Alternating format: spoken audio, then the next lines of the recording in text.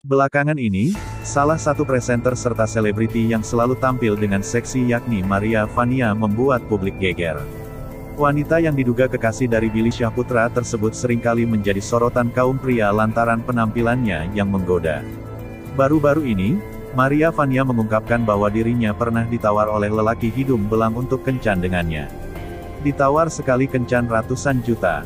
Tidak tanggung-tanggung, pria tersebut mau mengeluarkan kocek sebesar ratusan juta rupiah untuk sekali kencan dengan Maria Vania. Ada temanku, tanya apa mau semalam 400 juta rupiah, kata Maria Vania.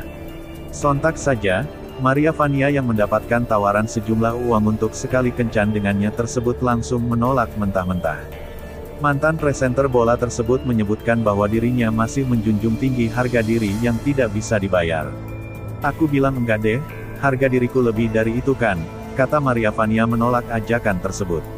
Tidak hanya sekali, ternyata tidak hanya sekali saja, Maria Vania mengungkapkan bahwa dirinya juga pernah mendapatkan tawaran seperti itu.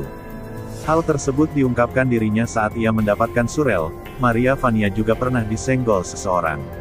Ada yang email, mau dong ditemenin ke Bali.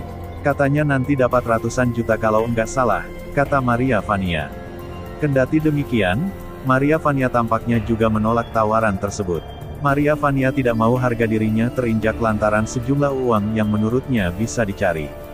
Uang bisa dicari, tapi harga diri enggak, kata Maria Vania. Begitupun saat Maria Vania tengah melakukan foto season bersama dengan lawan jenisnya. Presenter seksi tersebut mencoba untuk membatasi diri. Bukan tanpa alasan, Maria Vania mengungkapkan bahwa dirinya sebisa mungkin supaya orang yang menjadi lawan mainnya dalam foto tersebut tidak melakukan pelecehan terhadap dirinya. Aku komunikasi, boleh foto tapi jangan pegang-pegang. Kan enggak semua orang suka, pungkas Maria Vania.